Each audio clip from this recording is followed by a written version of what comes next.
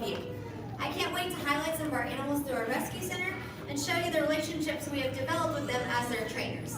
Every animal, big or small, has an important role to play in its ecosystem. And by hanging out with our animals here, learning more about them, not only enhances their lives, but the lives of the animals beyond our care. So, during the presentation, we're going to ask you guys some questions, get you involved. If you got any answers, just shout them out, even your best guesses. You guys ready to meet our first animal? Yeah! All right, we're going to start with a Florida native. My friend Emily Ray's coming on out. Heather.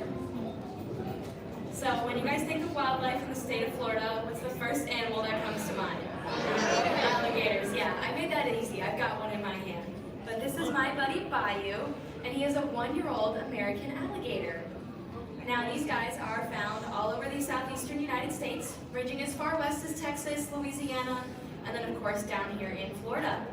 They're found in freshwater environments, so lakes, ponds, streams, golf courses, pools. I know you've seen the videos. But they can get up to about 13 feet in length and weigh between 400 and 600 pounds. So when that happens, we're going to need a lot more hands and a lot more trainers. I won't be able to do this anymore.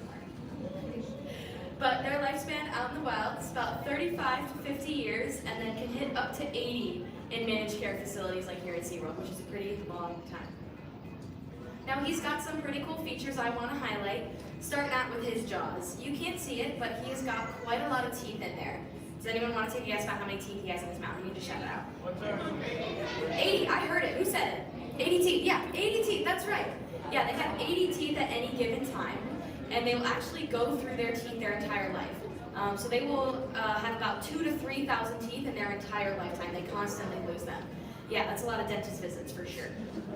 Thank you for laughing, I appreciate that. Now, it might look like he's got some armor on, and these little bony plates right here are actually called osteoderms, and they just help protect him and keep him safe out in the wild from predators. And then, of course, he has got a super awesome and powerful tail. They can switch their tails back and forth in the sediment to build something called a gator hole. Now, that gator hole can fill with water, and other animals in the environment can use it, but what it's most known for is their nests. One really cool thing about their nests is the temperature of the soil actually determines the gender of the babies. So if it's about 86 degrees Fahrenheit or below on average, most of them will be female. And then if it's about 93 degrees Fahrenheit or above on average, most of them will be male. And then if it's somewhere in the middle, you'll have the mixed bunch, which I think is super cool to how we see turtles. Another really cool thing about alligators is they are the only reptile that will care for their young after they hatch. So for about 2 years after these guys hatch, female alligators will look after them, protect them, and help feed them. So you can see Bayou here, he's pretty small, so he would have a hard time protecting himself out in the wild. One point I really want to drive home about alligators is their conservation story. Back in 1967, American alligators were actually endangered due to hunting and habitat loss. But through about 20 years of conservation efforts in 1987, not only were we able to remove them from the endangered species list, but also that exact same year they became the state reptile for the state of Florida, which I think is pretty cool. Now, I'm sure I have some Floridians out here in the audience, and I'm sure y'all were taught on how to coexist with gators out in the wild. But what that means is simply not approaching them, respecting them, giving them their space, and certainly not feeding them. Now, I think my buddy Bayou did a fantastic job just chilling up here. What do you guys think? Before I invite Heather back out with another friend, I'm going to have you guys help me out with this one. See you later. Thank you, guys.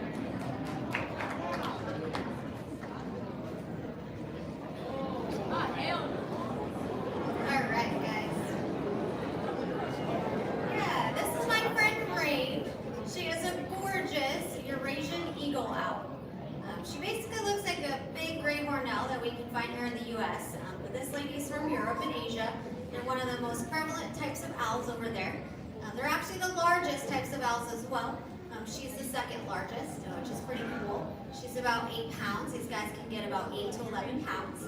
She's also 9 years old, and she is originally from a zoo in Ohio. These guys, they are amazing. Let's check her out a little bit as she's probably looking at you guys on the screen. She has big, beautiful eyes. All owls have such giant eyes that they actually take up about 2/3 of her skull. That would be like us having 2 grapefruits in our head. Yeah. So because they're so big, she lacks the muscles that we have to turn her eyes side to side and up and down, which is why she's turning her head around. many degrees do you guys think she can turn her head all around? 360, yeah. Anybody got anything lower? 80, 240. It's actually about 270, yeah. As cool as it would be for her to go round and round and round. She does have neck vertebrae in there, but she has more than we do. We have 7. How many do you guys think she would have then? 12, 13, 14. Yeah, very good, guys. So she has double the amount that we have. So yeah, she can go 2/3 of the way around about 270 degrees. So that's how she compensates for not being able to actually move her eyeballs. Now, her ears are on the sides of her head. It's not the tufts on top. Those are just feathers to make her appear, larger and scarier to predators. But right in here, these feathers are going to be her ears. These are called facial discs, and that's going to be like amplifiers for her hearing. She has exceptional hearing. She can actually hear a mouse up to 75 feet away under the snow. So really, really good hearing. And has anyone ever heard an owl fly at night? No. Yeah, keep the bottom trick closed, question, please. kind of. Yeah, they have silent flight, so you shouldn't be able to hear them. They have fun cone-like projections on the outsides of their feathers that make it so it's pretty much silent when she flies. So with her silent flight, her amazing hearing, her amazing vision, she's a formidable predator. She can grab pretty much anything she sets her sights on. And these guys eat pretty much all the small guys out there, rodents, lizards, snakes, you name it. Owls can be found everywhere in the world except Antarctica, so they are very important for every ecosystem you find them in. In fact, there's about 250 species of owls. Yeah. And while she is not endangered, there are owls that are. And that's because their ecosystems, a lot of them are going away. And these guys are adapting pretty well to living in our neighborhoods and our cities. They're actually kind of like free pest control, right? They're going to eat the mice around your house. But one of the things that does kind of hurt them is when they are eating the mice and stuff around the cities and neighborhoods, and those guys are already poisoned by us trying to get rid of them. So we always kind of like to drive home with these guys if you can find safer alternatives for wildlife when you're getting rid of the pests in your home. That way, if your local owls don't accidentally eat the mice and stuff, that way they don't get poisoned as well. That's usually really, really helpful for her and any other wildlife out there.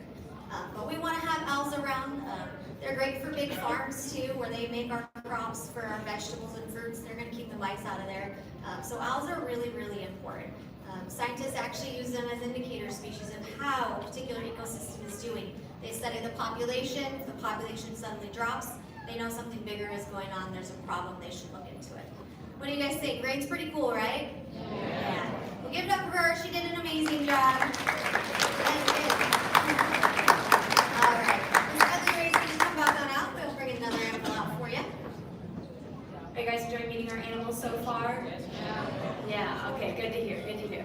Well, the next animal that we have, he is super cool. His name is Newman, and he is an African Southern ground hornbill, and he actually just celebrated his birthday last week.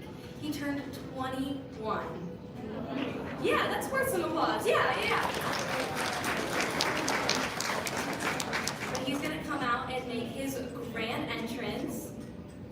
He's gonna take his sweet time. There he is. He might come over and bang on this box just to make sure y'all are paying attention. Maybe. There we go. Now that I have your attention. But like I said, Newman is an African Southern ground hornbill. So like his name suggests, they actually prefer to spend a majority of their time on the ground. They do have a pretty impressive wingspan. It's about 4 feet, and they can even fly up to 18 miles an hour, which is pretty fast. Now I'm sure you've noticed that bright red patch of skin there on his face. Right below his beak is something called a wattle. He can actually inflate that with air and make something called a booming sound, and that can be heard up to 4 miles away out on the African savanna. Yeah, it's pretty loud. It can often be mistaken for a lion's roar, which is pretty cool. Now something else I want to point out about Newman is his fabulous eyelashes. He has some wonderful eyelashes that we would normally have to pay really big money for, but he was born with that. Yeah. And they're actually modified feathers. They're not eyelashes at all. And they help protect his eyes from the harsh sun, sand and debris and things like that out on the African savanna. It's equivalent to us just wearing a hat or sunglasses when we're outside in the sun. Now these guys can live up to 50 years out in the wild, and then up to 70 in zoo settings, which is a pretty long life. They eat a wide variety. They eat small rodents, insects, vegetables, fruits, seeds, kind of whatever they can get their beak on. They use it kind of like an axe. It's very powerful, as you heard it on that box. That's pretty cool. Wow. Now these guys are endangered, and that's due to two main reasons. Number one, their reproduction rate is very slow. They normally yield one successful chick every 9 years. Yeah, that's pretty low. They are very selective about the type of tree that they choose to make their nest in, and that tree is found few and far between out on the African savanna. And the parents, regardless of how many eggs they lay in a clutch, the parents typically only have the time and resources to successfully raise one of those chicks. So something that the SeaWorld Conservation Fund has contributed to and even sent trainers to, there is a project out in Kruger National Park that's doing two things. Number one, they are building more of the trees that they can make their nests in to help increase that amount of trees, and hopefully they can build their nests in those. And then number two is those eggs that the parents do not have the time or resources to raise, they're actually taking them and hand raising them themselves with a puppet, which I think is really cool.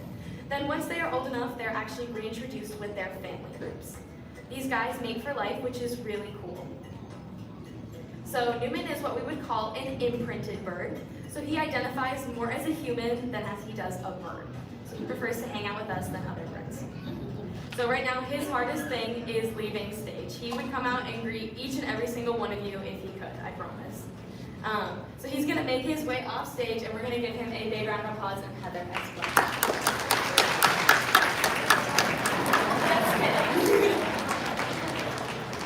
Oh, thank you. Proving my point that he is an imprinted bird. But these guys, they can weigh about, see what I said? He's gonna come out and I can assure you guys you don't want that. These guys can weigh about 9 pounds on average, which is pretty similar to the Eurasian eagle owl we all just saw.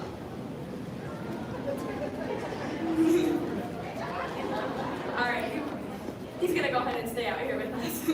But as we conclude our journey through Rescue Tales, we are reminded that every creature, no matter how big or small, deserves love, compassion, and a second chance. And we here at SeaWorld are so lucky to be able to provide that opportunity for nearly 60 years. We have rescued over 41,000 animals with the goal of rehabilitating them and returning them back into the wild. This year alone, right here at SeaWorld Orlando, we have already returned 26 manatees and 45 sea turtles. Let's give it up for our vet team and our rescue staff. They did an amazing job. And that job is never finished. Through the dedication of our rescue team and support from compassionate individuals like yourselves, these stories of hope and healing continue to unfold each day. Until next time, remember, cherish every tale. Within each one, there's a story worth saving. Have a great rest of your day here at SeaWorld.